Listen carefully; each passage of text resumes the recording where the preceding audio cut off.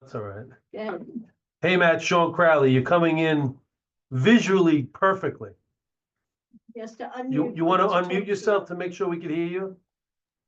Absolutely. Sure, there you go. My Wi-Fi and internet were finally fixed, so I Ah, don't good do for this you. over a little phone. Nice. Well, they can hear, so for now, let's leave it. They can hear. They have a problem, that's what you do. How are you?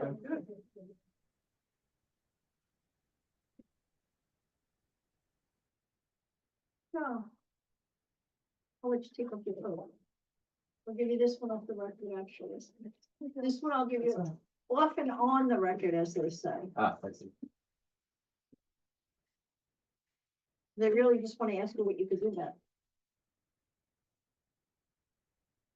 When you're getting off Queens Boulevard and you're coming from the middle, you're going to the service road. At 58th and Lawrence Boulevard, when the cars are coming off there and the bike lanes are zooming, there's a blind spot from the cars to be able to see bikers coming. Okay. Is Bike there goes- something in the way? No, it's a blind spot from some of the motorists in their cars, depending on what car you have. Okay. You know? Yeah. You don't turn, because you're coming out this way, the bike lane is this way, you're coming out to go this way, Eastbound or westbound? westbound. Okay. So there's no light there. The light's at the corner of 58. The bikers have no reason to stop. Cars do have a stop sign, but if you have that blind spot, you can't see all the bikers coming until Okay. they get to a certain spot. And they're not gonna stop because there's no signal, or there's no reason for them because it's one contiguous to 58th Street. So when cars are coming out to go to the service road, there's very poor visibility. Yeah. Can we do some kind of delineator, signage, something to make that more vibrant? I don't wanna see a car hit a biker. Yeah, I mean, I wanna actually look at it myself, see what like the layout is. Yes, I'm sure I could think of something that I can come up with like a little more. something that Something effective. delineates, because Yeah, I don't we know can that check the if bikers there's- necessarily notice that exit for the cars to go into the service road. It's before 58th Street. They're going toward the city. right? Going towards Manhattan. Oh, my yes. God. Can you say exactly where that is? You're right in the middle. Yeah, we If could, someone like me is coming to work. I mean, it would help to check if there's even anything missing from it too, just that's like where we would start. I personally noticed it too, Yeah, because I I came mean, from. I went right past it on the way here. To the office. Yeah. When I got out, yes, you could see a biker coming, but if there's one right after another, and you turn your head to, Move. it looks clear, biker goes by, looks clear, you turn to go, and another biker just comes. It becomes a little bit of a blind spot. Yeah. So I wanted to, Okay.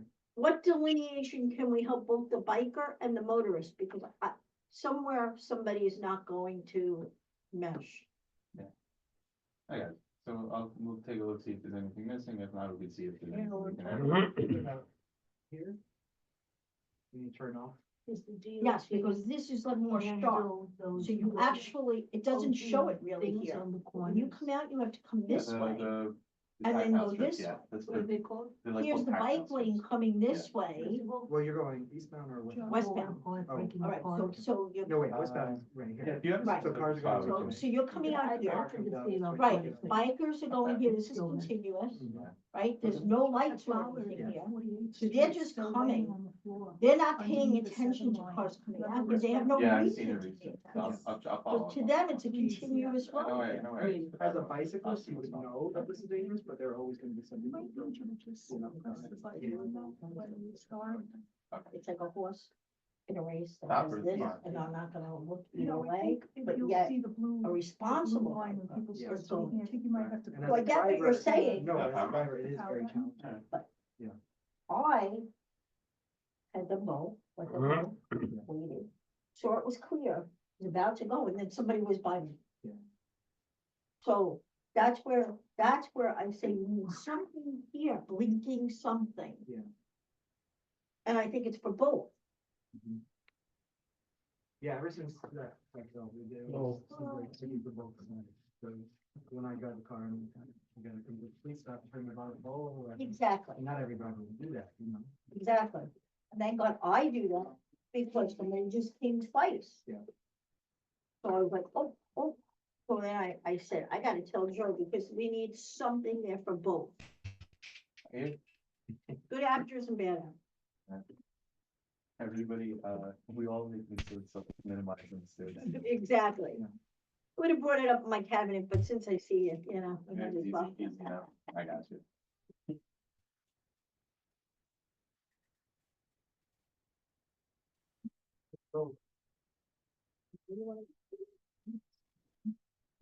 Thank you for understanding what I'm saying. Yeah. No, I know, that's. Excuse me. Recording. And screen, on the record. All right, so, good evening to everybody. This is Queens Community Board 2 Transportation Committee meeting. I am the chair, Riley Owens. I am joined by District Manager Debbie Markel Kleiner and Mary Ann Guerrero. Welcome. We have DOT in-house for labor. We have our committee here in the room and some online. Officially, I want to welcome new committee member Ryan Smith, who is joining us on Zoom. Welcome, Ryan. Check off the people that are virtual. I I see Lori's virtual. I see Ryan's virtual. Oh, you have the one on. I hope to see Roz virtual. Ah, Roz. Yeah, oh, I Roz. see is the joining top of us. your head, Roz. Well, that's because Okay. right now I am sitting in the train and I'm trying to get my headset working properly. Yeah. But I'm here. Be here, Roz, just so you know. I hear you. Oh, there you go. Okay. Now I heard you. All right, welcome. And I don't know if you heard Riley, I'm also online. Thank you very much for the introduction. Yeah, welcome aboard. I Do it. All right. And then We have a whoever full- Lori For the is- record, we have a full quorum for transportation. Oh, nice. All right, so we'll start tonight's meeting with public comments. If anybody is here for public comment or signed up online for public comment, now's the time. If you are signed up, please raise your hand online. I don't see anything. Yes, I see. ladies. Is that Sophia? Yes, hi. I didn't register. Is that okay? I just heard about this meeting. Sure, yeah, that's fine. I just came to speak in support of the Blissville Greenway. I am the New York and New Jersey manager at East Coast Greenway Alliance and also a member of the New York City Greenways Coalition. And I'm also a neighbor. I live here in Community Board 1, so I walk and bike in this area. You know, I understand there are concerns about this being an industrial area, and some of the difficulties of accommodating different types of uses. And to that, I just wanted to say, precisely because it's an industrial area and we have trucks and we also have people who live nearby and are trying to get, you know, say from LIC to the Kosciuszko Bridge or to Maspeth beyond, I think it's very important that we have safe facilities here, and I view this as a really positive way to create connections in our area and ultimately, you know, restore access for people to walk and bike along the waterfront here. So I just wanted to say that, and I'm in support of the project. Thank you so much. Thank you very much. And thanks for being here. Would anybody else like to make public comment? Just in case we lose. All right, thank you very much. We'll move on. I just, Yeah. may I? Okay. I just want, for the record, to thank Laura Shepherd for all her service to Community Board 2. We appreciate, as Ryan, and I'll let you say a word or two, but I just wanted to note, she went to work at Borough Hall as the Parks and Transportation Liaison for the Borough President. So we wish her well. Yeah, thank you very much. Thank you. So Laura, and thanks for mentioning. Laura is a long-standing member of the community board and of this committee. She was a great advocate for safe streets, and always brought the facts and the passion. And she actually inspired me to sign up for the community board. So I really appreciate her, and I'm very, very happy to see her move into a role within city government, at the Borough Hall. Thank you. And, great. Next on the docket is traffic enforcement issues. These are things that we've been in discussion about, but if there's anything new to discuss, if we've seen in our district that any member of the committee wants to talk about. I don't think did we get any updates from the 108? So we did speak to the new captain. There is a new captain. Ahmed is there. I hope I'm saying his name right. Armani. He was very, very cooperative. We went through some of our transportation issues from there. He was going to look into. I can't believe. Hey, Roz. Hey, hello? Roz, we can hear you. I don't, this- Oh, I got the door. I think we'll. I Okay. muted her. Thank you. So, in talking with the new captain, we did go over, especially all of the illegal sidewalk parking throughout the district. And explain that these are one of the number one complaints that we have had, and he is certainly gonna work with us. So I was happy to see that, and I was happy to see that we, hopefully are gonna have a little more action. Awesome, thank you. Thank you very much for bringing that. And again, it is an issue within our district that we hear about a lot. So if you do see somebody parked illegally on the sidewalk or in a crosswalk, file a 311 complaint and send it to our office. And we can, to Debbie and Mary Ann here, and we can follow through on that. Excellent. Okay, so we'll move on. We have discussion on the dedicated bicycle lane Review Avenue from guests, I assume? Yeah. Yes, thank you. Yeah. So if we want to get situated for that, do you have a presentation? I do. I don't have it handy. It's oral from me. I Okay, have joining me Matt Seckler from Stonefield Engineering and Matt Deinstag from Lenoble, along with Eric Fishbein from Lenoble Lumber, located on Review Avenue. Does Matt have the ability to do your presentation or no? Matt, Yeah. To put it up on Zoom over here? I don't have, I have some documentation I'm Oh, gonna hand out, meaning our okay. engineering report and a study, well, a simulation done by the DOT. And then I was gonna provide some oral testimony, turn it over to Matt Seckler, our engineer, and then close it out with Matt Deinstead Okay, from. does Matt have a Zoom presentation that he wants to do? Matt, do you have anything narrative, On you, please? Deinstead? I don't have a presentation, just my voice. I don't know if Matt Seckler was planning to share any screens or make a presentation. I do have some exhibits, mainly what has already been prepared by the DOT that I'd like to share on the screen when the time comes. okay, excellent. Is that him? On the left. Yeah, Matt, if you could also queue up Review Avenue on Google Maps. If Yep. people, I'm sure maybe many understand and have visited Review, maybe some haven't, that's all. Sure, yeah.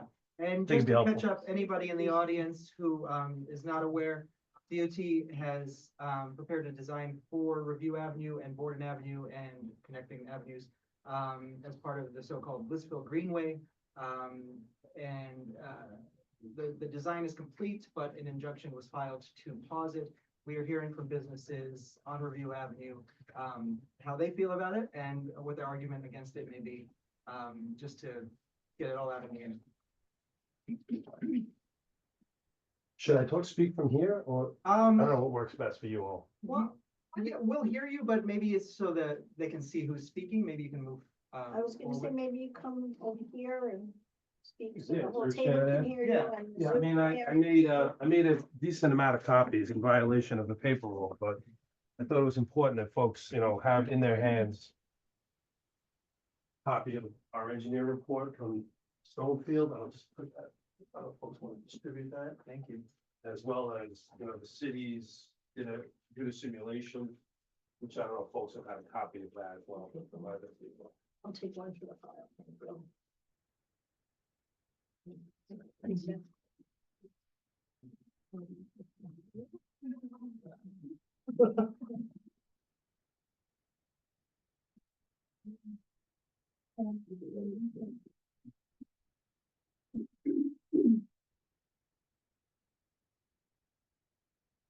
Matt will be going through the engineer report, kind of getting the weeds on that technical walkthrough.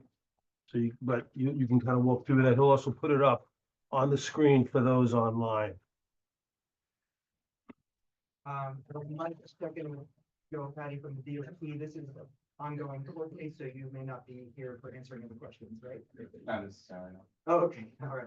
Yeah, we've been, You lead the way, you let us know. Joe, are you on a time schedule? Yeah, just till 7, so I have some time. Okay. yeah, thank you all.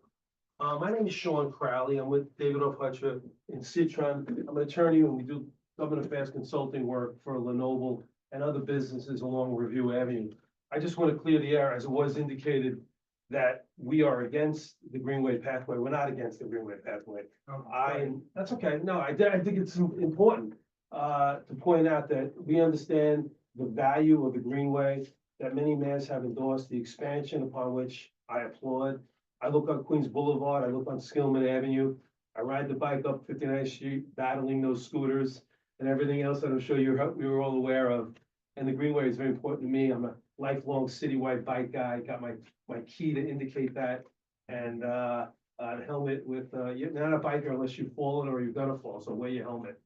So anyway, with that all said, we come here today really trying to communicate with the community board, asking us to join us in requesting that DO take a serious look at the sidewalk pedestrian bike pathway on the north side of Review Avenue, with a genuine traffic study, examining all the alternatives under the circumstances that exist in this industrial business development zone, noting that it's on a truck route. I think it's important for the community and particularly the community board to know that the DOT never did a traffic study in relation to this. I'm curious, I suspect the traffic study was done when it came to Queens Boulevard. I hope it was done. I ride that bike path quite often. Skillman, I know, was quite controversial. I'm sure a study was done there. If not, I'm interested to know. And nevertheless, we did hire Stonefield Engineering. And as was indicated, you indicated and summed up where we are now in court. And in furtherance, we're not against the bike path. We just want to be thoughtful about this. We want everyone to exhaust all brain cells to come up with all alternatives. We have an alternative in mind that we think is appropriate. We understand that residents now live more and more in the area. Industrial business zones, 21 of them, are important and were designated as such by the Economic Development Corporation years ago. We know that we have to strike that balance between small businesses, trucking, distribution, the jobs, the thousands of jobs that exist in this industrial business development zone. The fact that our workers can't get there by public transportation, and the fact that they need to park, unfortunate as that is. Some do take bikes, I'm sure they do, and I wish more will in the future, and provided they will, should there come a time that we look at an alternative that we think is appropriate.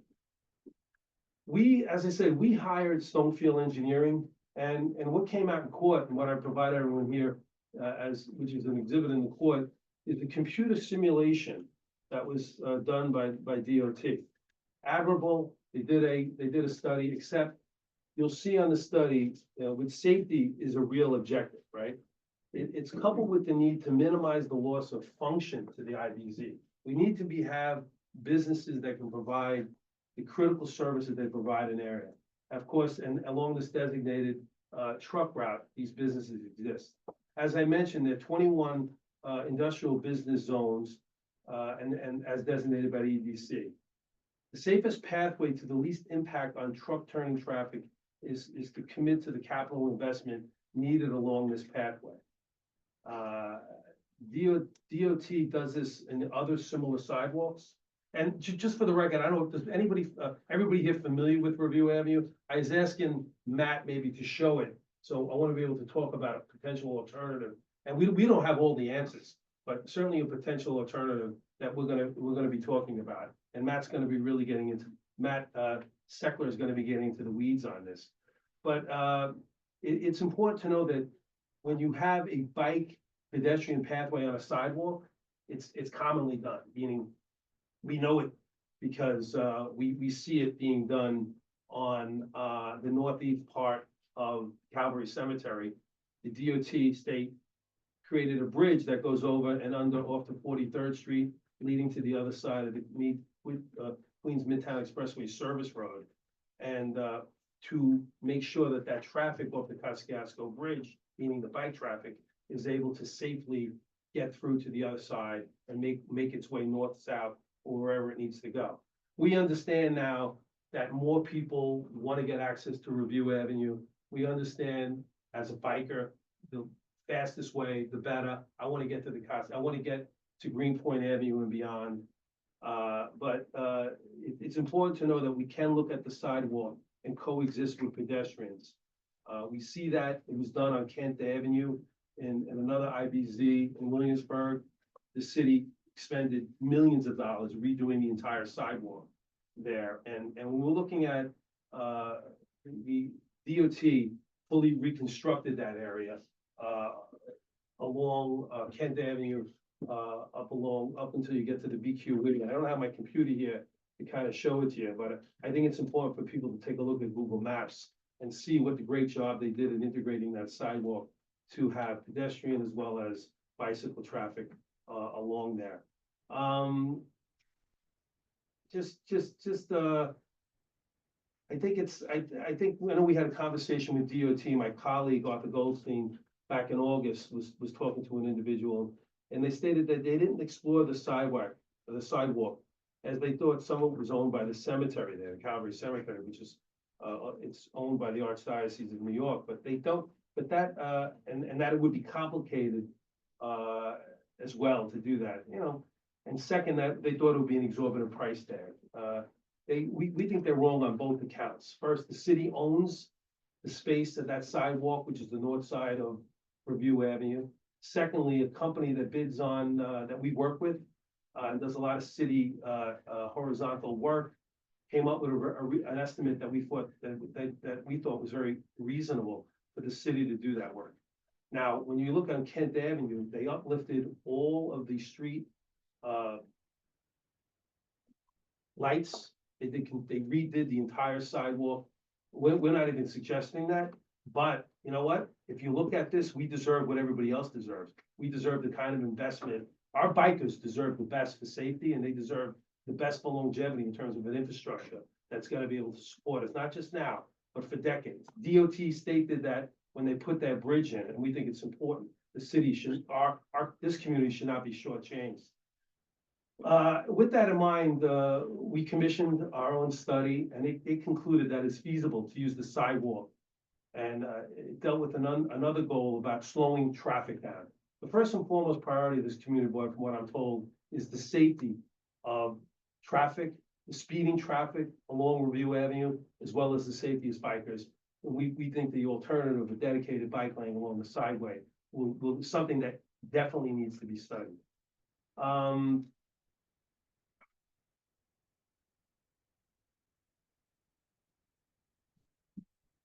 As I indicated, you know, the record today and in court confirms that DOT failed to conduct any empirical traffic studies of the project disruption to the IBZ corridor, and instead solely based their decision on a computer simulated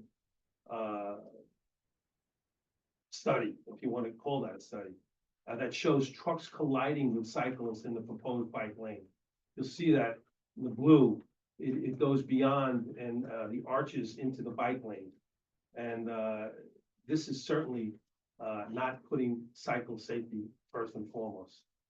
The DOT misapprehended and ignored the fact when deciding to plow ahead with this project. And we think it's important that they look at this in totality, and that we as a community, we're owed full traffic study. you might say, oh, they're just trying to delay this matter. You know, we want this to be thoughtful. Matt and his team and the other businesses along Review Avenue, they know the value that this has, a plus to their workers. But, you know, they can't make turns in their trucks in and out of that bay. He'll get into that further. But we have, what we're looking at about almost 3/4 of a mile between Laurel Hill Boulevard and Greenpoint Avenue. And that's a real opportunity to embrace a fully dedicated lane. And right now, and we'll get into the traffic end of it. Right now, it's not that heavy with pedestrians. We know more and more pedestrians want to walk post-pandemic. We know more and more people want to bike. But we'll get into that study and we'll walk you through where we are on that. So just in closing, as I move it to Mike, to Matt Seckler, you know, this is not your typical area, right? Our Queens Boulevard has its challenges. Skillman had its challenges, more residential in terms of parking. This is trucking. This is a state truck route. This is an industrial business zone. That was created for a reason, to protect industry, to protect small businesses. And we implore the community board to look at that closely. We implore the DOT to study all options, to make sure that we're exhausting all efforts and not, quite frankly, just growing another pylon bike lane on a street. Be thoughtful like you have been with Queens Boulevard. Be thoughtful how you've been with Skillman. Be thoughtful how you've been with the 59th Street Bridge. Be thoughtful how you've been with Kent Avenue in Brooklyn. We deserve similar treatment. With that, I'd like to turn my attention to Matt Seckler. Matt, maybe you could put up, folks, have a copy of your DOT, or rather your traffic study. If you could put it up for folks on the on Zoom World to look at this, I appreciate that. And maybe you could walk through that. Certainly. Can someone give the ability to share to the name of mine that has the picture? Yeah, do it to the one that has the picture rather than Oh, the name. Yep, sorry about that. That's okay. can somebody bring my eyes over there and see where you are? On the list here? Which one? You wanna? Matt, Next one down. Yeah, that's the one with the face. no, that's Matt Dienstag. Is that wrong? I can't even say I'm bad. No, it's not, right? Matt Deinstein? No, it's the one No, underneath. no. Matt Seckler with the video, not the audio.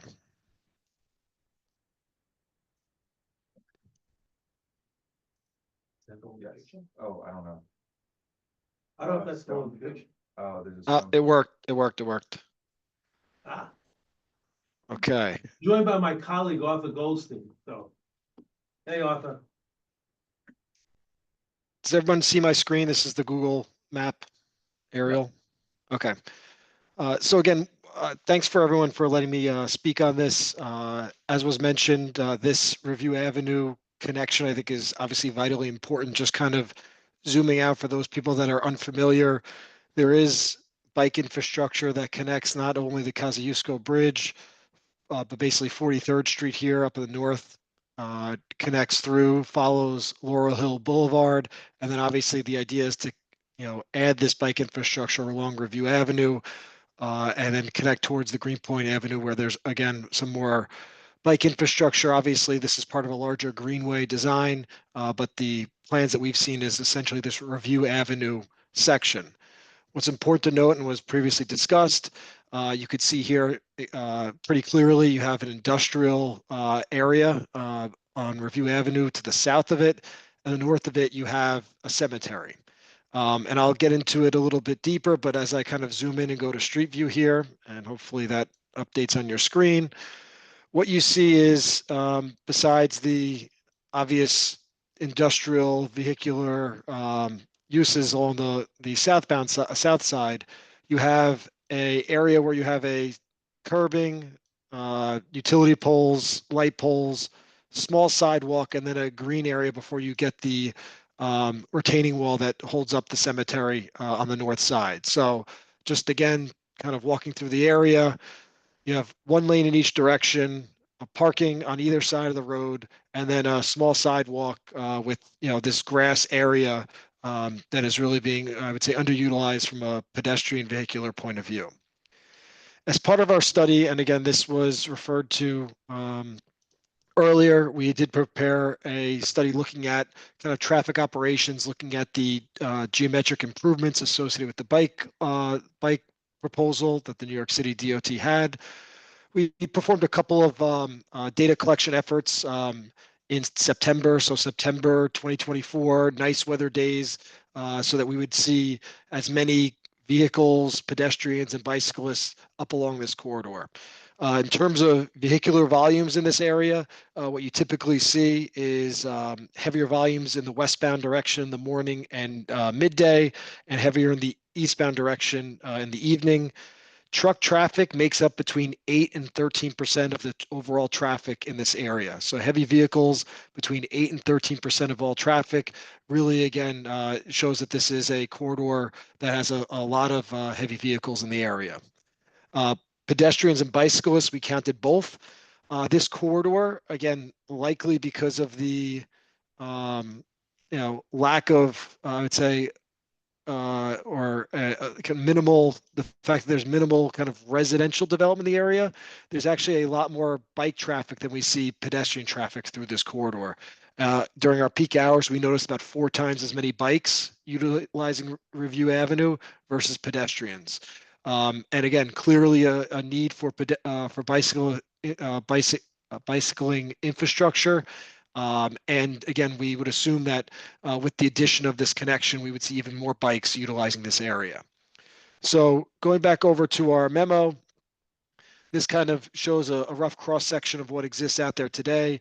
You've got about a 52-foot wide cartway with 26 feet on each side of kind of a center area, which you would have currently vehicles, again, many trucks, bicyclists utilizing the roadway itself and parking on either side, and then the small sidewalks on both ends. This again summarizes some of the traffic operations. You have a lot of vehicles not only turning into my client's site, but up and down this corridor. A lot of docking is basically empties either right out into Review Avenue or requires significant difficult turning in and out of the driveways along Review Avenue. The New York City DOT proposal is, and this is again from this, let's start from the south side. So this is the side where all the industrial buildings are. There would be a 19-foot wide lane, which includes both parking and vehicular travel, 11-foot lane, a parking lane, buffer, 2-way bike lane, and sidewalk on the north side that will remain. I'll show this in plan view, which might make it a little bit easier to kind of review and understand, but this is what the proposal is from the New York City DOT.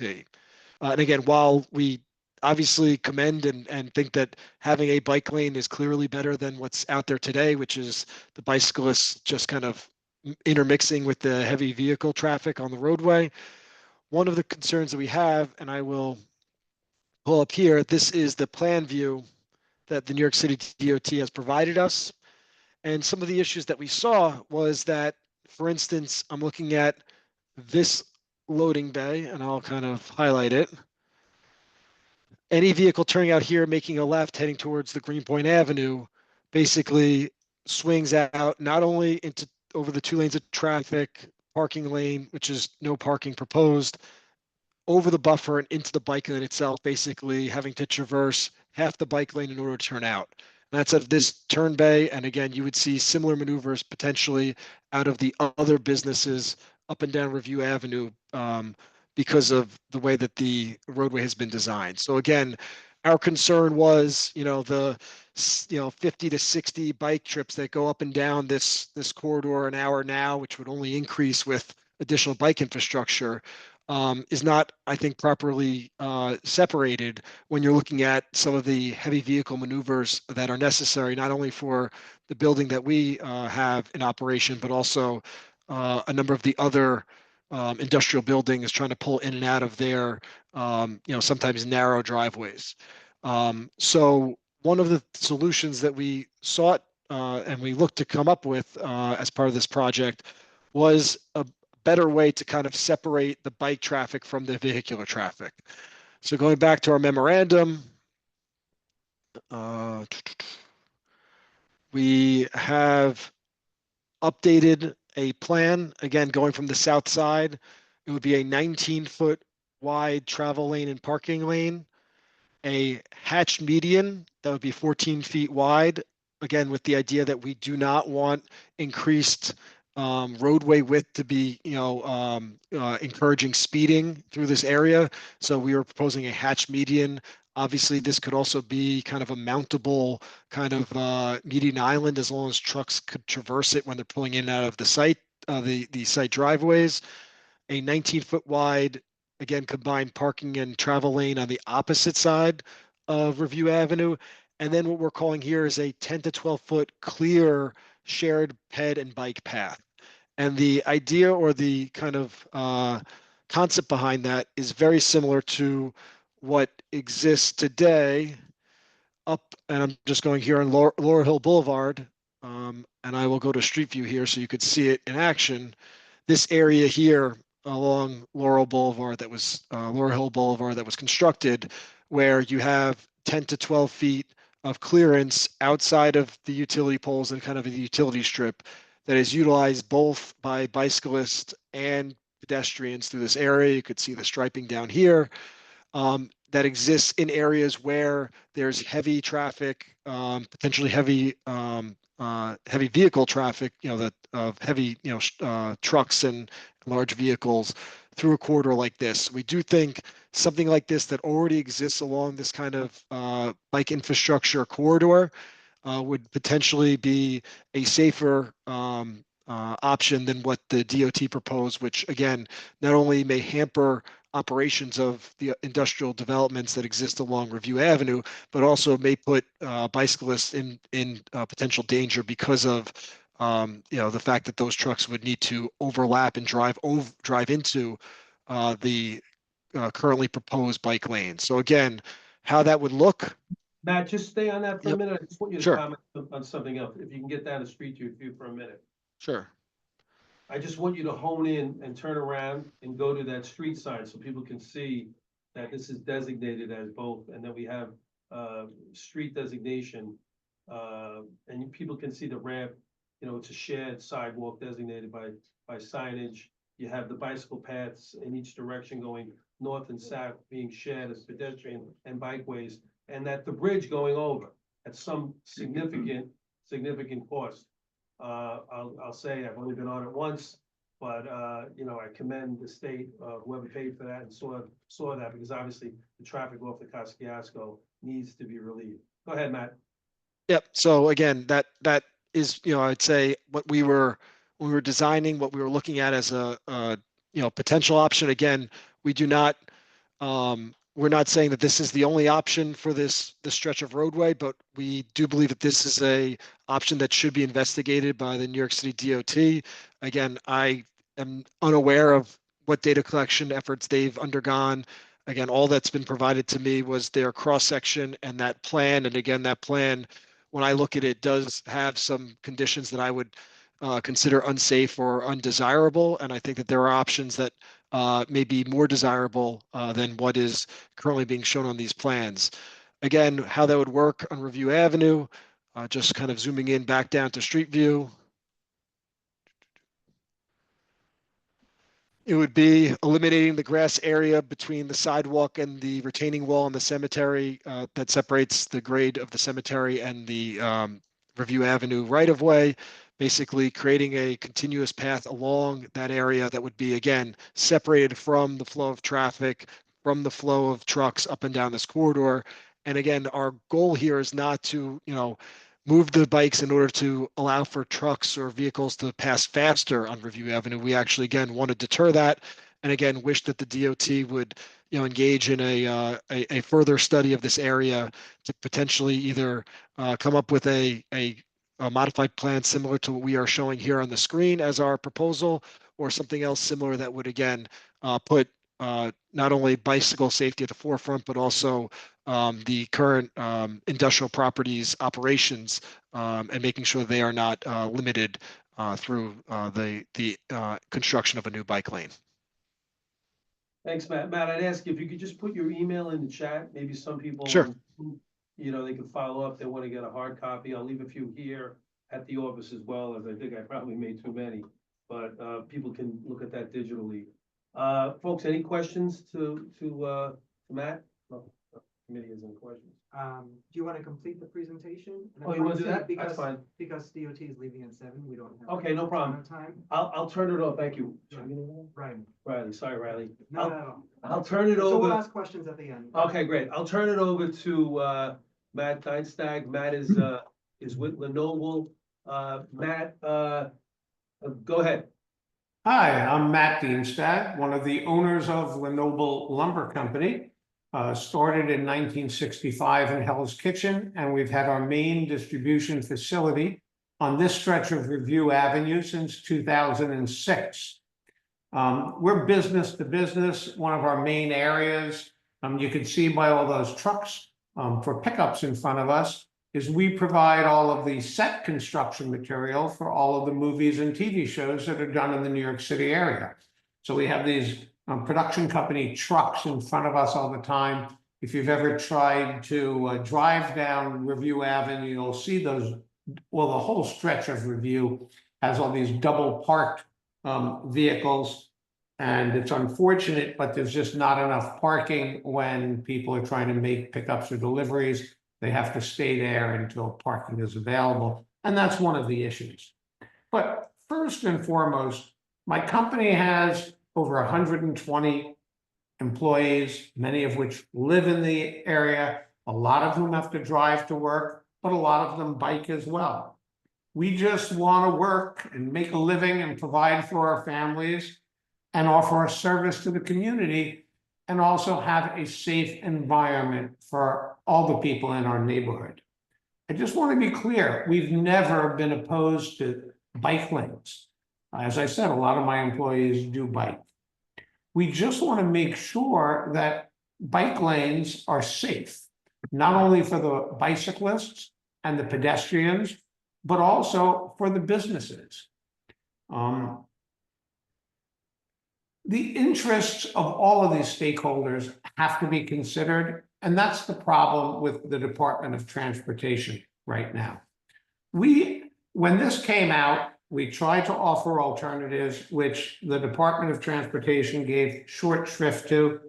We said, oh, why don't we look at the sidewalk? Oh, we can, it's not owned by the city, which turns out to be wrong. Why don't we look at A, B, or C, or moving it to another area?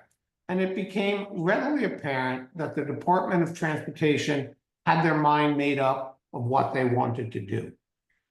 I was forced with the other business owners on this block to bring a lawsuit. I say forced because, as you know, bringing a lawsuit is not cheap. But the lawsuit was not to stop a bike lane. What we said in the lawsuit is, hold on here, Department of Transportation, study this issue.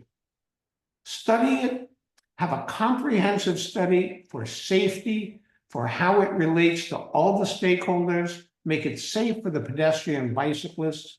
But again, this is an industrial zone. We have trucks coming in and out. We can't lose sight of the need to have businesses to be able to operate efficiently and safely. So look at all of the stakeholders and come up with a study that takes everyone's interest into account. And that's why we brought suit to say, pause this until you look at all the issues. And in the preliminary part of it, a judge agreed that it had enough merit that he issued a temporary restraining order to hold this. We're still waiting for the final decision. We're hopeful that the judge will say, hey, study this thing. Again, it's an industrial business. We have all along this corridor, big trucks pulling in and pulling out. In the lawsuit, for the first time, Department of Transportation put in, oh, we did study something, and they showed what they called a computer-generated turning radius study. That's one of the studies that Matt from Stonefield put up earlier. We looked at this study and said, wait a minute, in your own study, you're showing trucks driving right into the bike lane that you're proposing. How is that safe for the bicyclists, the pedestrians? how is that safe for the truckers? Something has to be done. The businesses deserve more in terms of giving them some credit and having their interests looked at. The bicyclists and pedestrians deserve more in terms of coming up with a proposal that doesn't put them at risk. This community deserves more. I think that the Department of Transportation just came up with an idea and gave this community short shrift. Whoever suggested the idea to them, once it was suggested, they said, okay, this is what we're doing. They only even contacted the businesses in the first instance after this study was already before the community board. The study was out, the study was published, they went to the community board, they had not talked to a single business then. It was only after it was out and they said, oh, this is what we're doing, that we contacted them through Long Island City Partnership and said, why don't you come to the street with us and walk it and see what's going on? It didn't change their point of view, but at least we had the opportunity to talk to them. We're a stakeholder, just like the residents of Blissville who deserve safe passage, the residents of this entire area who are using bikes more, and the pedestrians who are using all these streets more. We're a stakeholder as well. We provide an economic benefit to the city. We have employees in the city, but we feel that we haven't been listened to at all, which is why we had to take that drastic action of filing a suit. I'm not saying to stop this. I don't think a bike lane should be stopped. I think the proper bike lane, whether it's on the sidewalk or somewhere else or another proposal, is a great idea. All I'm asking for this committee and the community board to say is, wait, there really hasn't been a study. There hasn't been a study by DOT that looks after all of the interests of this community. How can you come up with some big plan on this industrial street without showing us how it was thought out, how it was thought out completely for safety and the interests of business and how all the stakeholders interact? This community deserves more, the pedestrians and bicyclists deserve more, the businesses deserve more. And that's all we're asking. Tell DOT, put this on pause until we've seen that you've actually studied it. Don't come up with a proposal that under your own drawing show trucks driving right through a bike lane. Bicyclists deserve more than that. And that's really all we're asking for. So I thank you for your time. I'll let Sean wrap it up. And of course, any questions you have for me, I'm more than willing to entertain. This is an important issue to me, not only as a business owner, but as a community member, as a neighbor to all the people who live here. Thank you. Thanks, Matt. I just wanted to finish really amplify. I don't know if you really got into the fact that the proposal would make loading and unloading very, very difficult. Did you get into that at all in terms of the trucking? I'm sorry, Sean, I really didn't. Obviously, people see the trucks. Anyone who drives or walks or bikes on review sees these trucks pulling out all the time. You know, DOT said, oh, we're only narrowing it by 10 to 15 feet, whatever the number was. But as it is right now, there's barely enough room for large trucks to pull in or out of these loading docks. You can see that if you go down Review, you'll see cars that are actually on the north side of Review. They're parked on the sidewalk. Their wheels are on the grass median. Why? It's not because of speeding. It's because some of them have had their mirrors taken off by trucks trying to get in and out of these loading docks. It's just not safe the way it even is. And to give this street a haircut, it just makes no sense to me. One of the best things I saw about the Stonefield report in that yellow median, yes, it will slow down traffic to the extent that that is a big concern. And I don't think it is as much a concern after all those speed bumps were put in, but it is still a concern. But one of the best things, I alluded earlier to the fact of all these double parked trucks. DOT, even in their legal filing says, oh, we don't consider any double parked trucks when we're designing things because that's an illegal use. And I get it, they shouldn't consider it. But hey, we know this neighborhood. On many streets, including Review, double parked trucks are unfortunately a fact of life. When a truck pulls up to make a delivery or a pickup and there's no spot there, they have to wait until there's a spot. Right now, because the street is wide enough, cars going eastbound can move around a double parked truck and make it and continue on their journey. Under the DOT proposal, cars that encounter a double parked truck, if they try to go around the truck, they'll be on oncoming traffic. With that yellow median that Stonefield proposed, if you have to get around a double parked truck, there's an area to do it. Again, we shouldn't have double parked trucks be the be all and end all of our decision, but they're a fact of life and they're a fact of what we have to consider. And again, that Stonefield proposal, as Matt said, it is one proposal.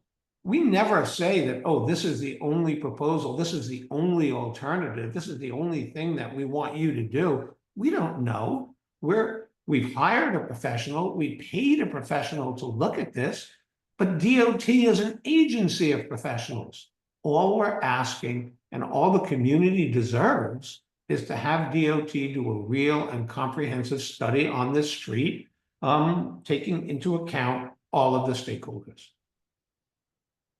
Thank Thanks, you very Matt. much, Matt. I'm just gonna say, just for time, because this is much longer than our whole presentation. Appreciate it. Yeah, And we're done. And then we have questions for you after. Sean, is it? I'm sure. Sean, oh, I forgot your name. Eric, Did you want to speak or no? good. I Okay. think they covered it. Thank you though. All right. So that wraps it up and we'll move on to questions. That's basically it.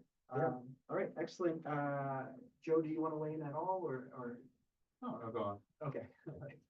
All right, thank you. I appreciate everybody coming and I'm glad to hear from the businesses, from you guys, your side of the story.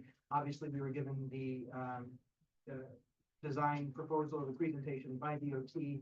It sounded like everything that people, our constituents, the people on this board, the people on this committee have been asking for and are working for. Sounds like everything that the city and DOT are working for, but of course, I did want to make sure I hear from the businesses there because it doesn't affect the way you do business in the street in front of you. So I will open it up to the committee for any questions.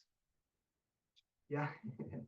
Umay, do you have something? Yeah, just, having the sidewalk and the pedestrian, like taking out that green thing that nobody's using is a good idea. It's a good proposal, in my opinion. Yeah.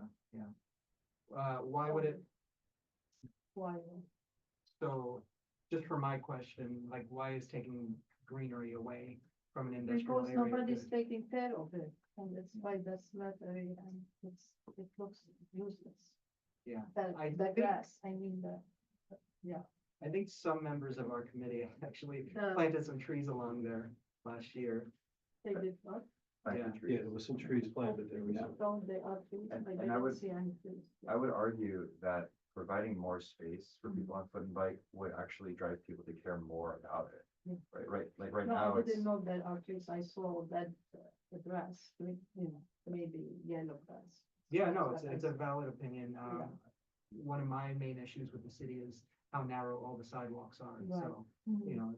if you're on a narrow sidewalk where people can't pass each other, but then there's a Then- green verge, you're like, ah. Being some accidents. Corey, did you have a Corey question? has just got a question. Let me go to Corey and then Corey. so I have a lot of feedback and questions just because it was a long presentation. I hope that's all right. Yeah. Okay, so my understanding, correct me if I'm wrong, is that the primary issue taken here with the current design is that a singular truck bay partially enters the bike lane with its turning radius. Frankly, I don't really see this as a serious issue. There are many bikeways coexisting with turning trucks and truck driveways throughout the city, like all along the Brooklyn Waterfront Greenway, in Navy Yard, in Red Hook, in Sunset Park. Cyclists in the city are very used to yielding to turning trucks. And I frankly, it looks like the DOT moved the protected bike lane all the way to the far side, so it wouldn't interact as much with truck driveways, but if it was on the south side, that would just be a fact of life, and it is a fact of life with many greenways in the city. So I really think it's making a mountain out of a molehill to begin with.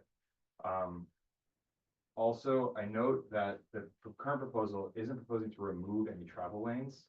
So I don't understand why there's concerns about impacts to traffic volumes. The amount of driving space is not really going to change. Also, there's questions about impacts to speeds on the road. Well, is speeding a concern on review, or is traffic flow a concern on review? If speeding is a concern, then it should be a good thing if things are slowed down. I think I'm not seeing the real issue here with this two-way protected bike lane. I have some concerns with the proposal here. I know this isn't saying this is what we want to do. It's providing an idea of what else can be done, but the center cross hatching, I think, could really encourage speeding. It could encourage even more illegal parking, and moving cyclists onto the sidewalk.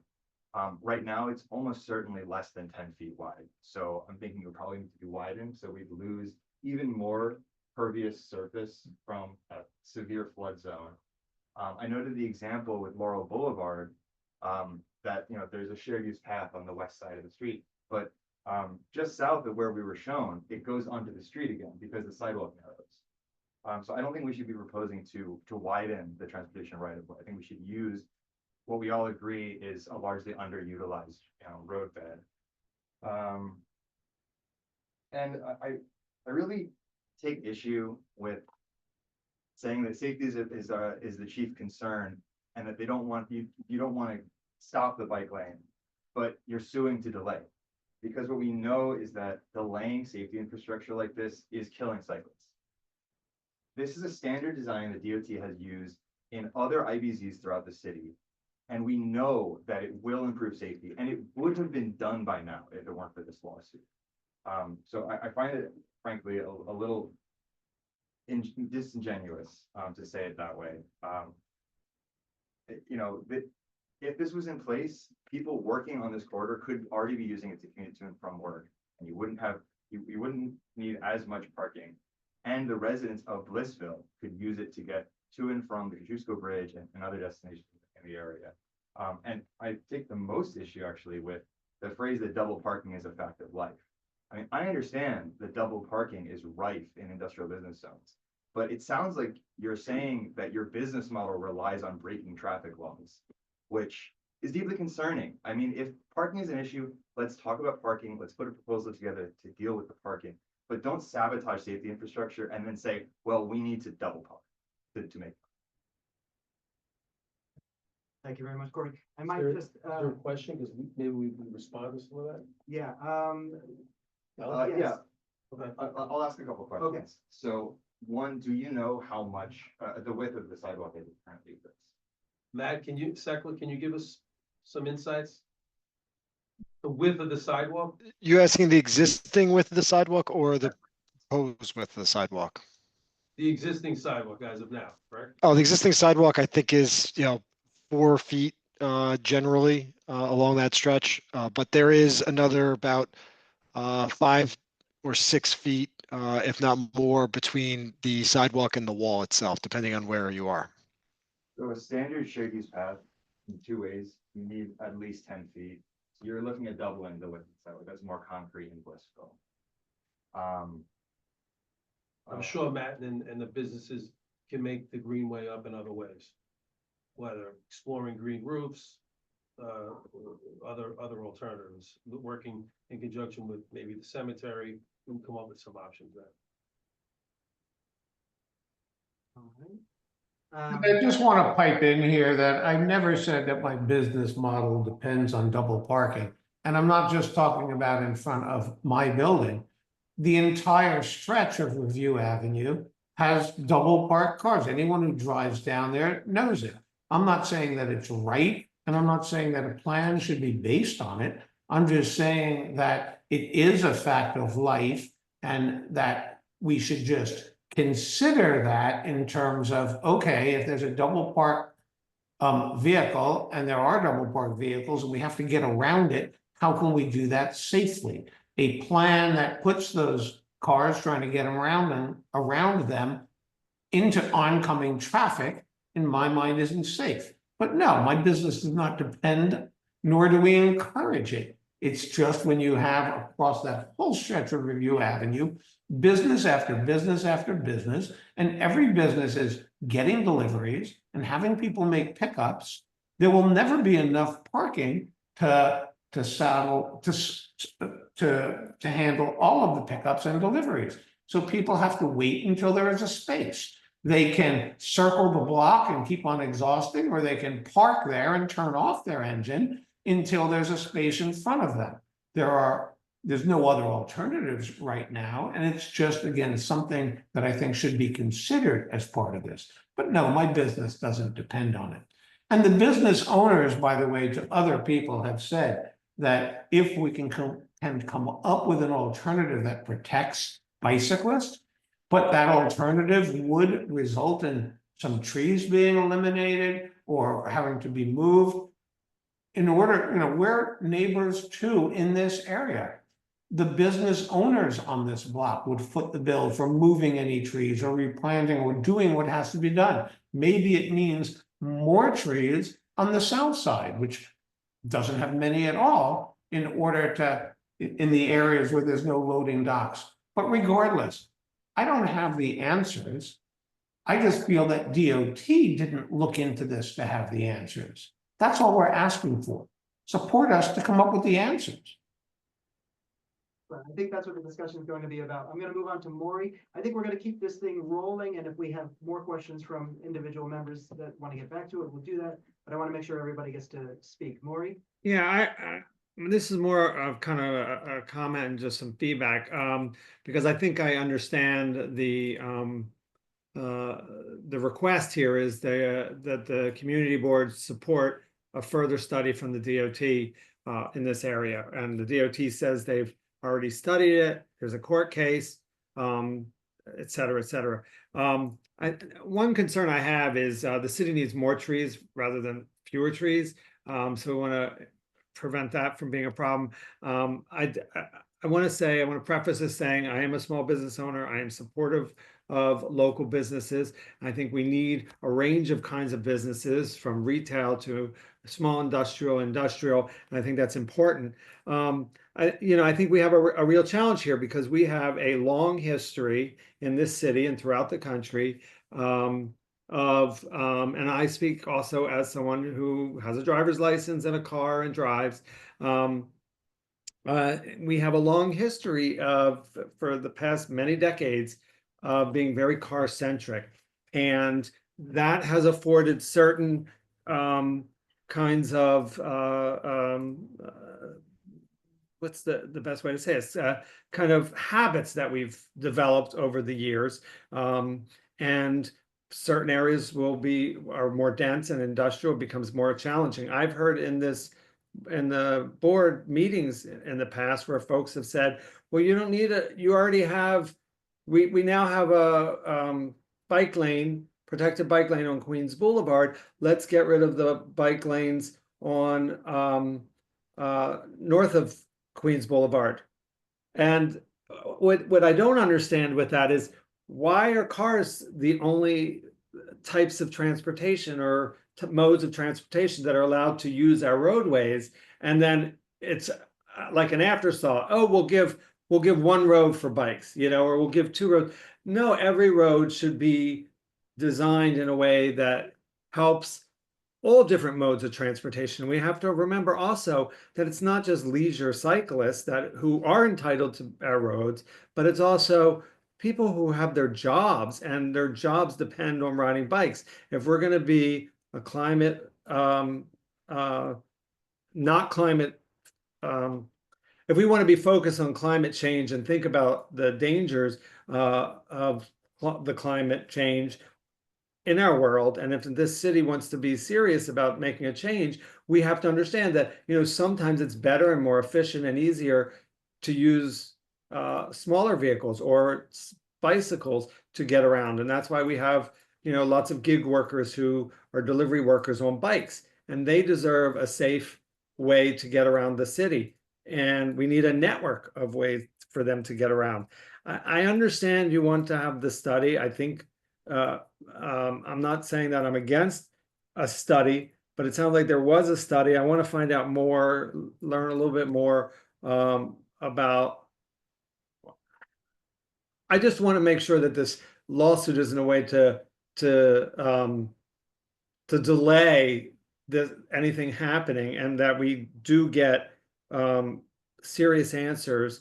But I also want to close with just this one comment that, even if we have a protected bike lane, if I'm not mistaken, and somebody can probably correct me if I'm wrong, but cyclists in the city of New York and maybe the entire state have the right to ride in the roadway, even if there is a protected bike lane or not.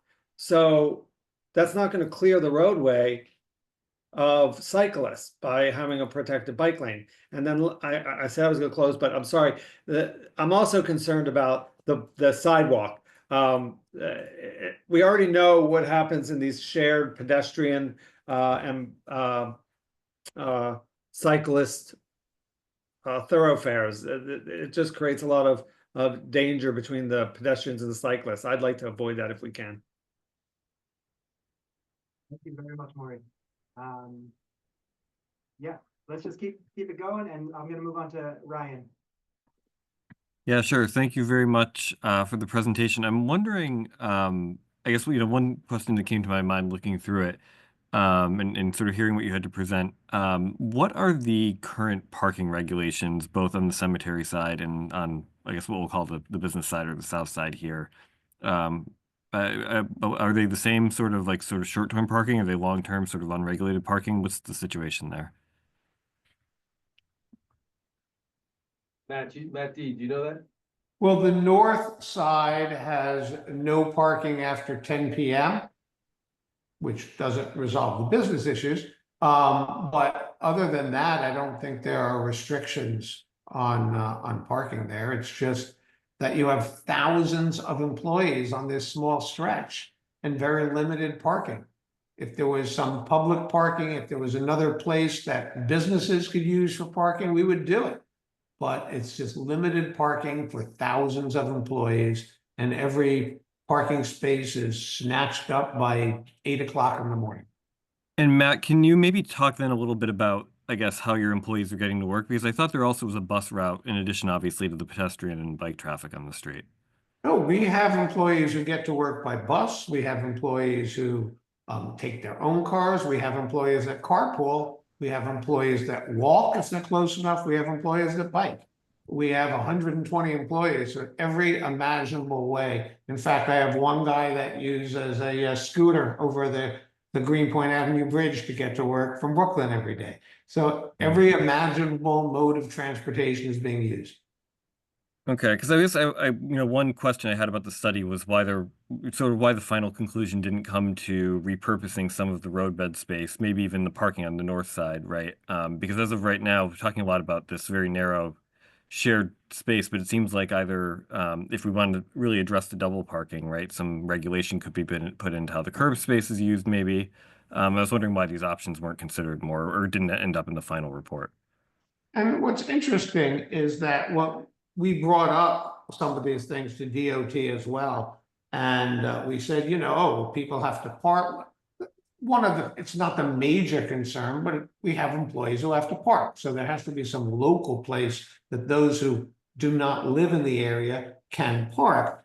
But when we were talking about these issues, DOT's response was not to create more parking or to do something to alleviate that, was to say, oh, well, if you're afraid of, you might not be able to turn out of your loading docks, then we'll create no parking zones, right? Opposite your loading docks. Mm-hmm. It's not just the 5 or 6 loading docks I have, which is actually more, but then you have to turn, but there's 4 roads that go to Railroad Avenue. There are streets. There are loading docks and parking lots throughout the whole road. Mm-hmm. If you said, oh, because of these loadings, we're going to have to do no parking on the north side of the road, mm-hmm. then it's not like he could use that for something else. There would just be no parking on the north side along Olive Review Avenue. Yeah, that might make it slightly easier to turn a truck in there, but I don't see that as being a long-term solution.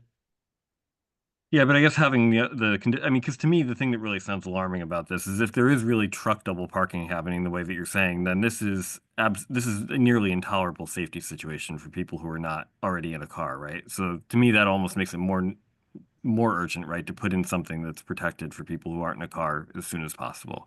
That was sort of the context of why I was asking. No, I agree. And in fact, we have loading docks and no one parks in front of the loading docks, but we let trucks waiting for pickups or deliveries park there. So throughout, if you ever drive by our place, and this is endemic on the entire stretch, by 6, 7 in the morning, there are already 5 or 6 trucks parked at the curb waiting for pickups or delivery. So they're legal and we're making space for them. But they're not the only ones who are coming for pickups and deliveries. And the next guy comes, he doesn't want to idle, he turns off his truck and waits there until a spot opens up. The only alternative for that is to keep on circling and circling around the block, which is also not ideal for pollution and other things. I don't know what the answer is. Sure. Thank you very much, Ryan. I'm going to move on to Anatole, who is the board chair. Yeah, thanks, Riley, and thanks everyone for the presentation. Just adding my 2 cents, or really piggybacking on Ryan's question. This stretch sucks, specifically from the point of view of a bike dad. There's been times when, you know, I sincerely wish there was any other good way to come back from Greenpoint. But there's been times when, you know, when I have my child on the back of my cargo bike, there's parked cars, 1 truck, a double parked truck, and it's the sidewalk or death. So I have to go on the sidewalk to, you know, and there's also been times when I've had to snake through some other truck coming, and, you know, like I have to make sure my kid doesn't bonk her head on a truck bed. So yeah, something's got to give on this block. And you know, barring any other, you know, like Google for you know, for good or bad, like always takes you down Review Avenue, takes you down that block. And if there was any other way, I'm sure, you know, at least cyclists wouldn't complain. But that's the best way we got right now. You know, and until it's, you know, fine for bikes to ride legally on the sidewalk, which is, you know, I don't see that happening anytime soon. And, you know, like there's a lot of Blissville people who worked very hard to get a lot of green space on that, in Blissville in general, especially folks who planted the trees. You know, like we don't want to undo the good work they've done and the ground they've gained. So yeah, it's a very unsatisfactory reality, and that I understand the need to also double park. Like, you know, it's not condoned, but I understand it. Yeah, so I share everyone's pain, but yeah, like if we need to encourage more forms of transportation, for your business, I understand that, you know, deliveries and pickups need to happen. You know, if you had to do it, I would say get rid of the parking then, right? So cars can just pull over. You can do your business and then keep going, right? But that's also, you know, not the best solution. So I think a solution has been offered. I would say from the point of view of the community board, a solution has been offered. It's gone through a process. It's in review with the judge right now. And I would say that, you know, we wait and see how that shakes out before we take any next steps as a community board. But thank you for coming. Thank you for the dialogue. I always appreciate that dialogue. Sure, yeah, I just want to add something that, you know, DOT did not do a traffic study here, just emphasize that, full stop. We had a time for discovery during the lawsuit, And all they offered was this computer generation, which we've indicated goes into the proposed bike lane.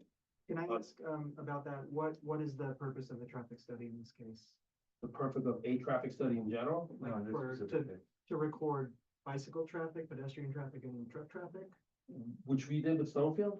Yeah, yeah. Yeah, So what, I'm leading into the fact that the city is building a bike network that has to be connected to other bike lanes. No, what? So you may have a place like Review Avenue, which has lower bike traffic than other places, but that's only because we haven't built it when we have not come.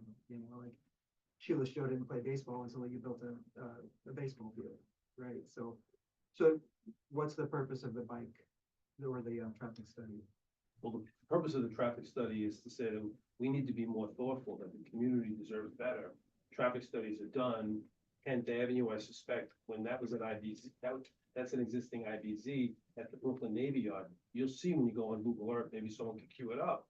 You will see, as you get to a certain area, I'm gonna say about maybe less than a half mile, they have a dedicated pedestrian bike lane there.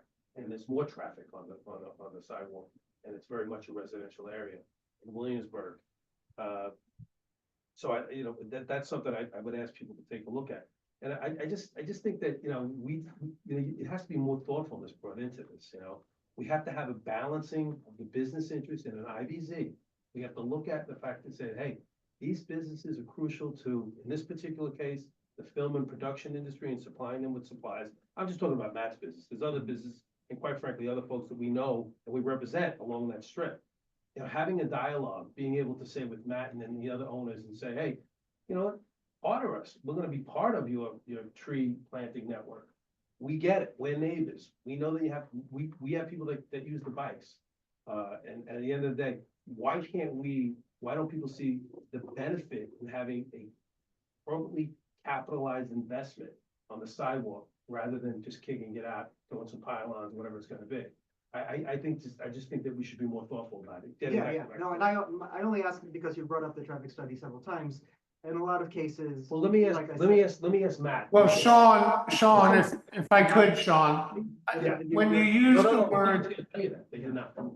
when Sean used the word traffic study, and when we use it, and it's more clear in our papers, we're not talking about we don't mean the typical old-fashioned study where they put that little rope over the road and they count how many people go across. That's a component of it. But what we've been asking all along is a comprehensive analysis of all of the stakeholders' interests and how they relate to increased safety. And it's not just the use. You're right. We can't just look at how many bikes are using it every day. We have to look at how many might be in the future, as well as the interconnectability, as you say. But we have to do it in a way that protects the bicyclists, the pedestrians, and keeps the business owners in mind, the businesses in mind as well. That's what we mean when we use that rubric study. It's more of a comprehensive analysis that takes all of the stakeholders' interests into consideration.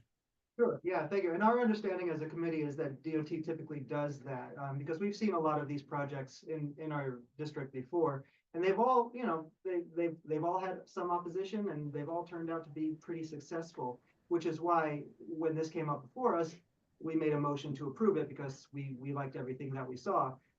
You're getting airtime in front of us because you have issues with the project, and the project is being stopped because of those issues. So we do want to hear that. I don't want just silence. Oh, and I appreciate this. Yeah, I appreciate it. Thank you. Dr. Raz, you have your hand up. Can you hear me? Yes.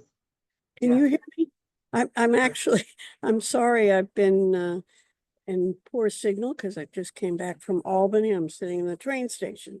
But this is very important, and I resonate very strongly, especially with some of Ryan's comments and with Maury's comments. And I mean, I was one of the people who went down there and planted some of those trees, and I know exactly how narrow that space is beside the cemetery anyway. And I'm not terribly convinced that you would have much room to move those trees.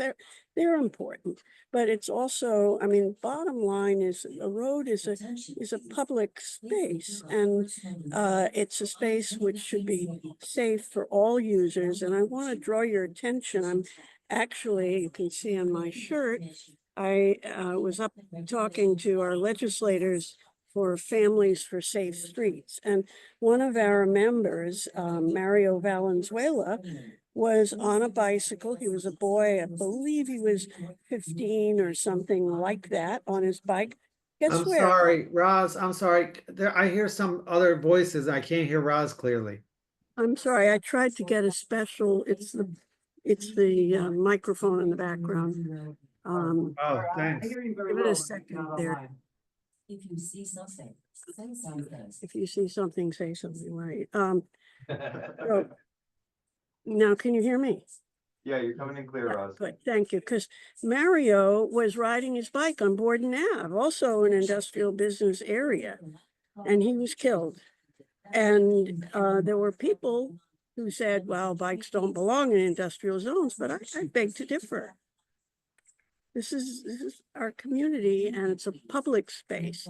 And if you need for your employees to rent a lot, to do off-site parking and so on, so be it. I mean, we need to have the space for everybody. So I know the circumstances here are less than ideal, so I won't say anything more, but I just wanted to weigh in on this. Thank you very much, Roz. Appreciate that. I appreciate you're up in Albany looking for safe streets. That's my goal, is safe streets for all users. These are public streets. I appreciate that it's an industrial business zone and that there are businesses doing heavy trucking business there. But if you look at the map, Review Avenue is a desire path between neighborhoods. It is a place where bicyclists are going to go. They're going to continue to go in the future as the city builds more bicycle infrastructure. So something has to be built. I hear you on doing a combined bike lane sidewalk. I will let you know that this committee, this board has been fighting for years to break up the combined sidewalk and bike lane on the Queensboro Bridge, to have separate lanes, because pedestrians do not feel safe when bicyclists are on the same path as them. And we may see more bicyclists on Review Avenue than pedestrians, but that also, if you build it, they will come. If you make nicer neighborhoods and nicer pathways, and it may all just creep up to Review Avenue, but eventually it's going to get there, and people will find, oh, I can jog from Greenpoint Avenue to the Kosciuszko Bridge, because New York City doesn't offer me a lot of green space, and this is a really, really nice thing to do. You're going to start to see a lot of people, and then you get this clash of cyclists and pedestrians in the same place. And all for what? We're trying to save parking spaces. Ultimately, we're trying to save a lane of parking spaces. I'm counting on Google about 50 parking spaces, and that's what, you know, a lot of what we're talking about. And I get it. I understand there's not the infrastructure for people to really get to these places other than driving or biking, which a lot of people don't do. But there are solutions to that as well. This is me hearing you. This is me hearing the committee and advocates over the years.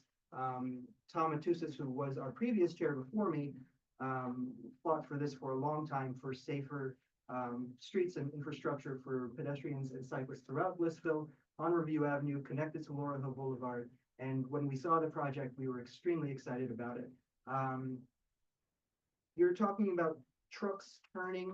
I see on street photos that there's an uninterrupted row of parked cars on the north side of Review Avenue.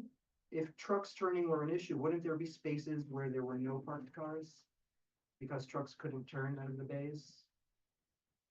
Matt, or Like, wouldn't there either be Matt? like an area like, don't park here because trucks need to turn out? Like, and I understand what. As I said before, one of the issues is on the north side, you'll see a lot of parked cars with their wheels up on the median for that reason.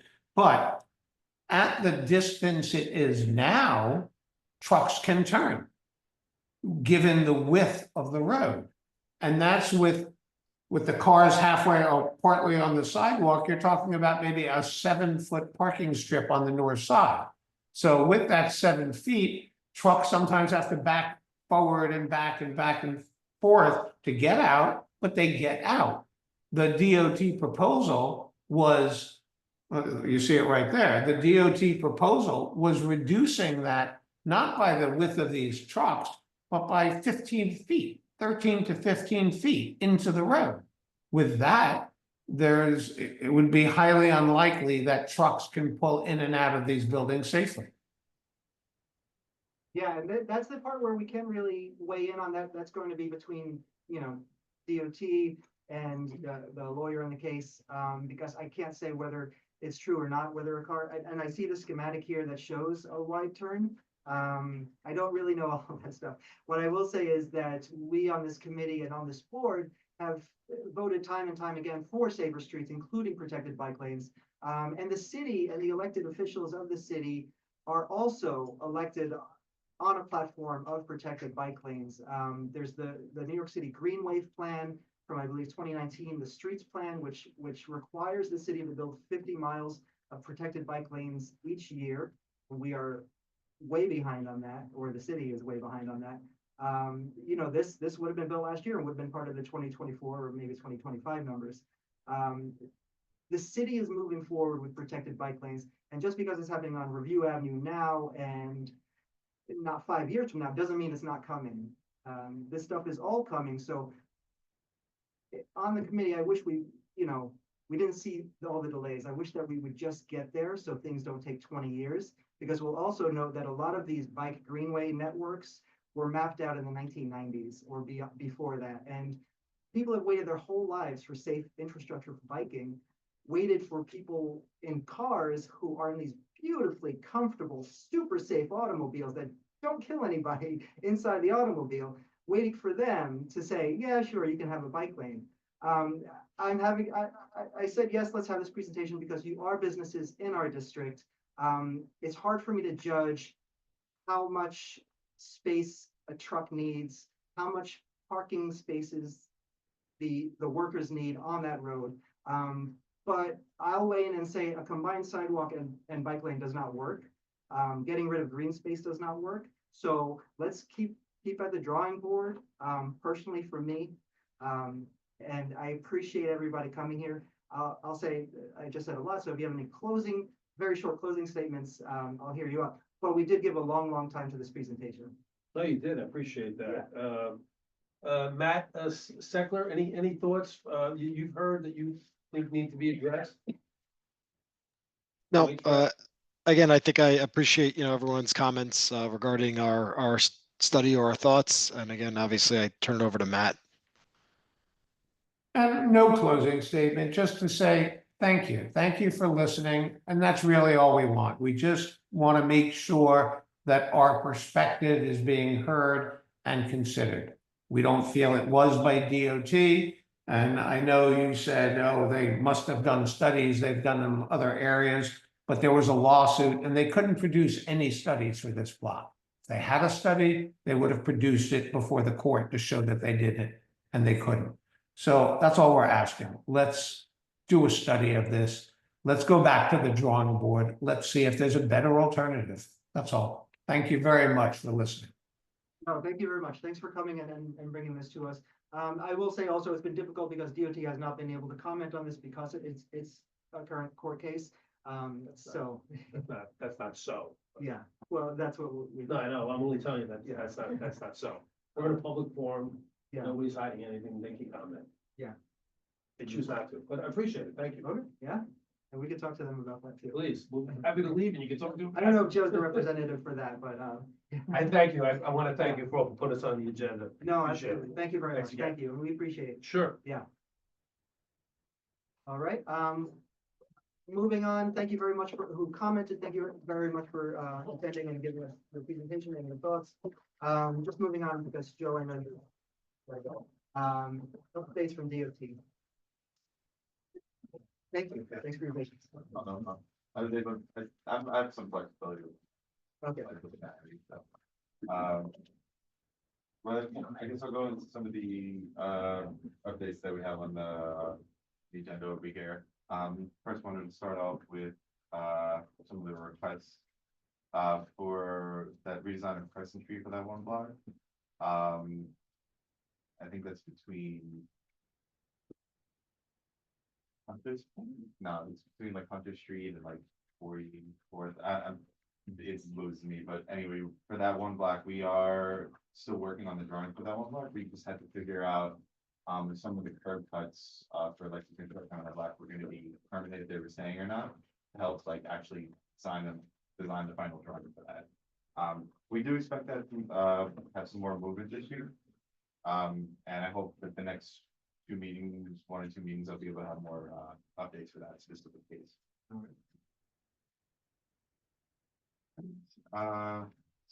Next, another thing we're expecting this year that I mentioned in the last meeting was some of the turn improvements on 43rd Avenue. That's also going to be including some turn improvements on Stillman Avenue as well, coupled with that. We do hope to see some of that move forward this year. So looking forward to that. As for the request for safety redesigns on 47th Avenue and around the school over there, that's going to be part of a future capital project, part of the Safe Routes to School program. So that's a little bit further out since the actual capital work, like opening up the street and such. But things are moving forward in that degree. How far out do you think that would be? Like this year or next year or? I would definitely not expect the year because capital projects would take a lot longer than that. But I can start working on more of a timeline for that. It's a little hard to say because it's a matter of securing funding and things like that. So. Yeah. Did your team recognize any safety improvements that can be done quickly before a capital project? Because that I can check on as well. Too. Yeah. Because I'm sure there's little things that can be done. Yeah. Just under a year ago, we had a truly horrible crash there that killed a girl. Yeah. Put her sister in the hospital. This was on 47th Avenue and was Sunnyside South Boulevard, where that girl was hit. Crosswalk outside of middle school on the last day of school. I met their parents. It was really tough. Yeah, it's and I know like DOT takes it very hard. So yeah, I'm glad to hear about capital projects, but I would like to see things quickly.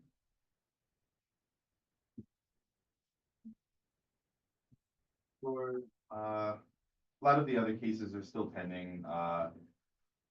The request at 60th Street, 37th Avenue, that is still active. For the location 50th Avenue, between 65th and 60th Street, that's still pending. And as well as 54th Street and 39th Avenue, that's open review. As well as the request for more right infrastructure on 39th Avenue. And as for this other request for Queens Boulevard approaching Sunnyside Yards, approaching Northern Boulevard and Queens Plaza, we've been working very closely with our construction management office and the actual developer for that site that has that fence up against the sidewalk. Yeah. We're definitely keeping them to implementing a more updated plan, like a more updated drawing of the sidewalk, to actually organize the bike and ped space a little bit more, just so that there's a little more clear delineation on direction. There's only so much space to work there, unfortunately, because we can't really move that fence back. It's just a sheer cliff behind it. Yeah. So we do expect to have a little bit more updated markings there, because I know that's a very constant complaint from anyone moving through the area there. Yeah. So it's got our full attention. Okay. Thank you. Yeah. And lastly, I know there was, I think a few meetings ago, there was a request for some more information about bike racks coming to the area, and I do have a list of some that we're expecting to see come to the district. Did you send us that list? Yeah, I'll get that to you. I just had to organize it into from the actual data. But from what I have so far, it would be, there's a planned rack 46th Street at Queens Boulevard. And then also 44th Road at 11th Street. There's Skillman Avenue at 50th Street. And we do have some of these already implemented, but we have a bunch of planned around LaGuardia Community College. A lot of those have already been installed. You'll see on the Skillman in like 29, we've installed a bunch of racks there. I believe there are still a few more coming around the whole perimeter of campus. And Debbie, I'll definitely send you the list after this. And that's all. Where would they put the bike rack? On the sidewalk? On the sidewalk, yeah, like the little hoop By the- racks. By, There's one right in front of our building when you walk outside. okay. We'll see what it looks like. I'm sorry, wasn't on the agenda green asphalt? It's always on the agenda. Oh, It's- I didn't know that. I um, saw it and we represent them, that's all. Oh, you do? Yeah, so, I was Um, actually with them today, coincidentally, so. I mean, maybe after DOT, we'll comment on that. That's something that's been on the agenda. We keep things on the agenda just until they get closed up. Oh, okay, I So didn't that we realize can that. ask DOT each I time thought it was something special. how this is going. Can I leave you my number and you call me just because I gotta dance? Yeah, yeah. Well, just so you know that, we have, because of the pollution created, because the recognized pollution by the New York State, created by that facility, we've asked DOT not to do business with them until it gets amended. And that's what that has to do. They recycle asphalt. Yeah. Okay. Yeah. Okay, All right. all right. You, We've seen letters from them, so maybe you've seen the letters. no, I haven't. Yeah. And, Okay, so send me an email and we'll, connect us, all right? yeah. I'll write down my, I don't know. Okay. Yeah, South of the roadway, carrying on our great tradition. You have, I don't blame you, Chris. Still on track from the previous, timeframes you've given, end of winter, end of quarter one. Do expect some more news about that in a few weeks, considering coming up from that, but nothing to indicate that we. So, nothing to indicate we just looking for that. Okay, okay. I'm looking forward to it just as much as all of you, so, End of quarter one, so that's like March, April time. end of March, so. Okay, yeah. And I know there was a proposal a while back in association with the Queens Boulevard, the bike lane, to look at Thompson, like crossing the Yes. rail yard. What's the status of that? That's still in design right now. Okay. I know that was mentioned back in the Queens Boulevard presentation, it's still definitely in design. Whether we're coming to the board this year or later on, I'll know probably by like mid-spring. Okay. But that's still definitely moving forward. Great. Yeah. Patricia. Was driving west on the inner Queens Boulevard. Got to 49th Street. Now I want to turn north on 48. So now I have to get to the right side, which then becomes a turn only lane, I don't, thanks, yeah. going to 48th Street. Okay.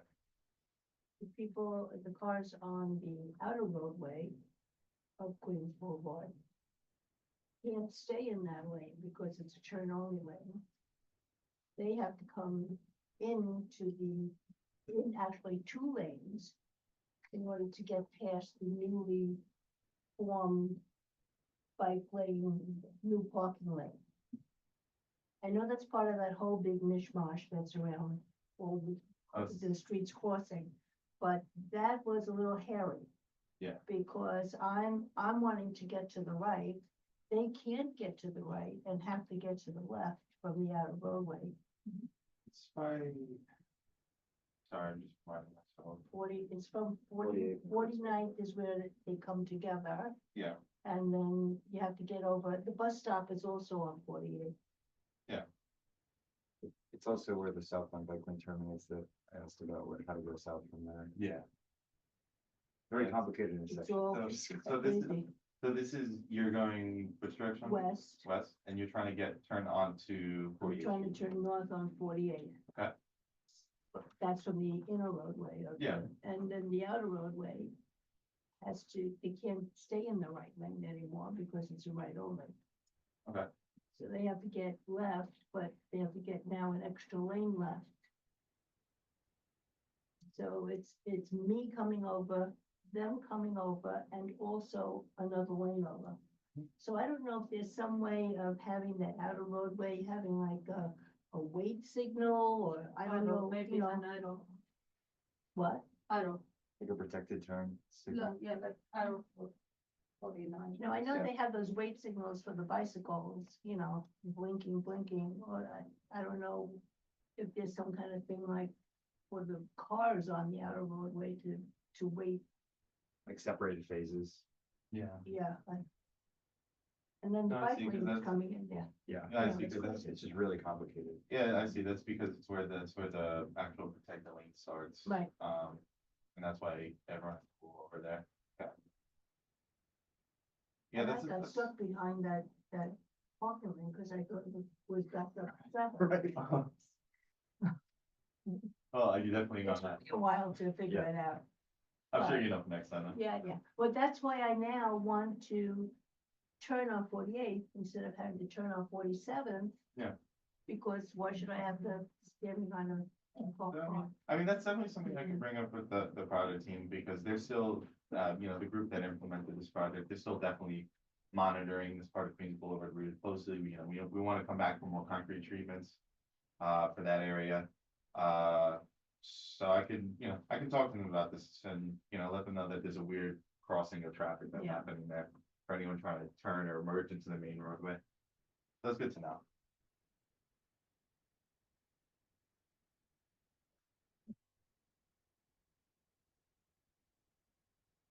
Our old friend Thomas just wanted me to make sure that I told you that the plot of land, which was going to be sold by DOT, was not. That it was, Yes. saved by advocates and Councilmember Julie Wan, and we implored DOT to not give away any more of our public green space. That should come to the community board or the community at large so that we can decide if it's worth giving away. And we will say blankly, like, no, don't give away any green space or anything. There you go. So if you could pass that message on. Definitely. All those, land use decisions are made more by like the downtown office, so Yeah. I'll definitely make that clear. Any comment on Blissville Greenway? Now that the room is clear. I mean, they said what they said, so I mean, there's nothing really to say. I guess I'm just curious about what went into their study. Yeah, I'm What curious type about of- that schematic that shows large turns there. It's Yeah. hard for us to say Yeah. yes or no, this is right or wrong. I'm curious what size trucks they were. Yeah, and I was gonna ask that. Oh, like if they're legal 52s. I I should have brought that up. I wonder also if it could be made clearer, maybe with the plaintiff side, like the difference between a quick build and a capital project. Because what they're proposing is a capital project that can be evaluated on its merits, but it doesn't need to be at the expense of a quick build project using the existing, curb dimensions and everything. That could be maybe an angle that we could. Sure, yeah. I mean, if DOT puts down paint. Right, well, there's a it's reason, post, I'm saying there's a reason And why. it they doesn't do work, paint. that can be easily Yeah. fixed. And that's what happens, right? It's like, I mean, with you build most, these projects that can be easily modified. with most projects we have, they do, for any project, whether it's plaza or capitally built up, right? Like it's normally done in materials first before it's capitally built out, right? So. I'm curious if there is any talk about proceeding with the other phases while this court case goes on, because those phases are not really under litigation right now. Yeah, I think, essentially for the other phases of the project, I think it's still a matter of like finalizing the design, whether it's ready or not, like. Cause I know for Borden Avenue specifically, a lot of the issue is the railroad crossing. And, figuring out single impact and, routing, the safe routing of cyclists there, so that's still something that's in design. Gotcha. And is it rust? Is that also still in design? Yeah, that I would have to find out more about, because I know that's not immediately happening next, even if we were to get a review. I remember it was more provisional. Yeah, that's a future route, definitely. But And I recognize there's different teams that work on like implementation and design, so it makes yeah, sense. yeah. So that's something I hope to see more. But me personally, I haven't really heard anything about that section of the property. Excellent. I don't know if we've discussed it very much, but Julie One's office had published the Heart of the District a report, which was a survey and future planning for Roosevelt Avenue, Northern Boulevard, part of the neighborhoods in between. Specifically on Roosevelt Avenue, a lot of what survey respondents said is that they want safer pedestrian infrastructure, safer crossings, safer bike infrastructure. Is there anything going on in the DOT to address Roosevelt Avenue?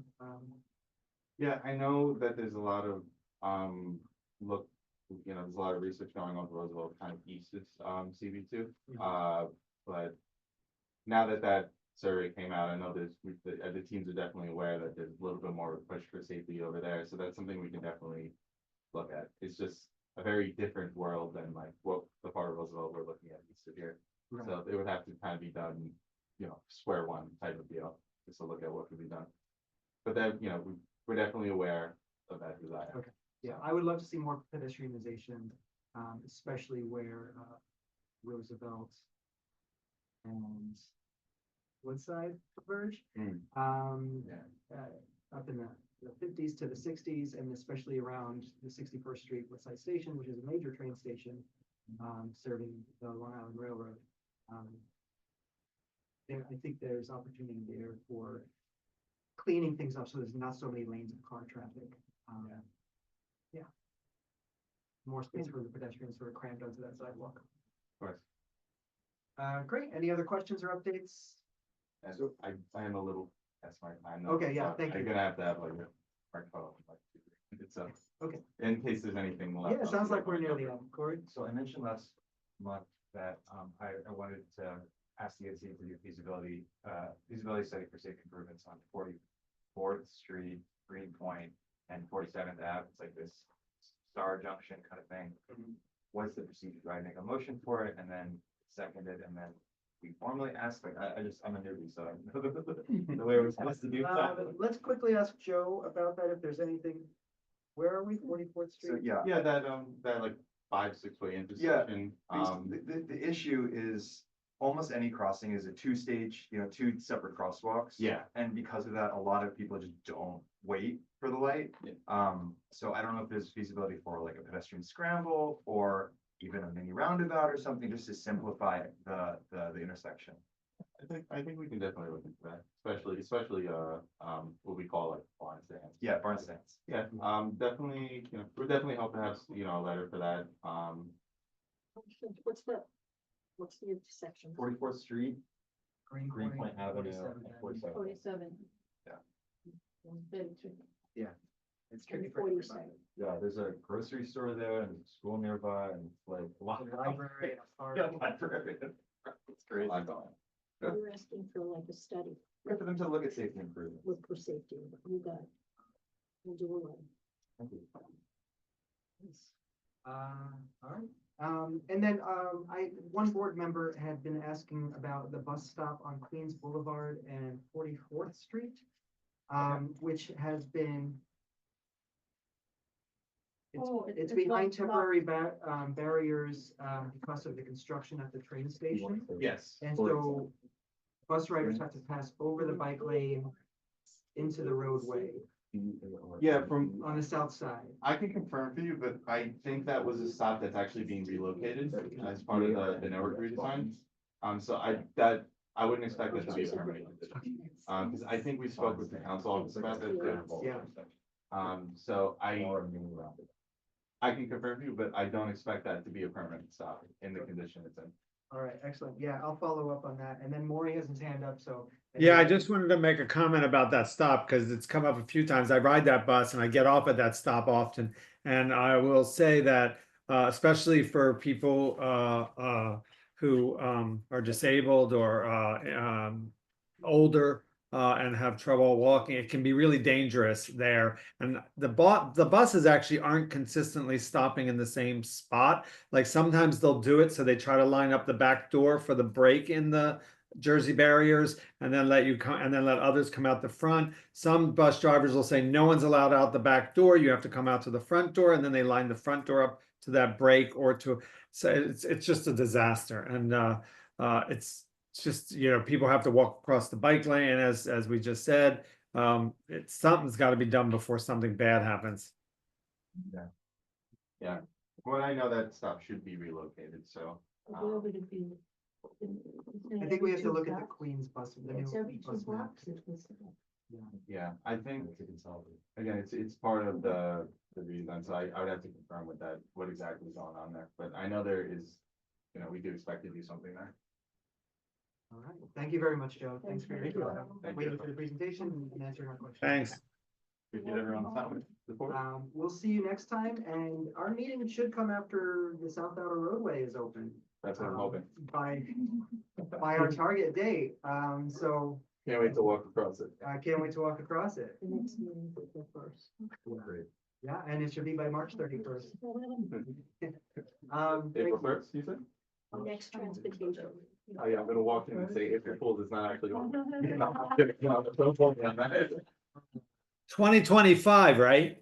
Yeah, 2025. Thank you, thank you. Joe. All right, I'll just, if anybody has anything they want to talk about here at the end, old business or new business, I know that was a long presentation. And I appreciate everybody hearing that out. I think it's important to hear from the stakeholders. And I think it's also important to say that we are committed to safer streets and a safer New York. Thank you. So, Thank you, Joe. one thing I didn't get to mention in that is that every one of these projects is born out of compromise. So, there's plenty that cyclists would like, and there's plenty that pedestrians would like, and there's plenty that drivers would like. And I think that's always where we start from. Does anybody want to, old business or new business? All right, great. Is there a motion? Motion to adjourn. Motion to adjourn. Is there a second? Patricia has seconded. Thank you very much. The motion is, or the. All in favor? All in favor? See everybody Thursday. Bye. Thank you very much. Bye.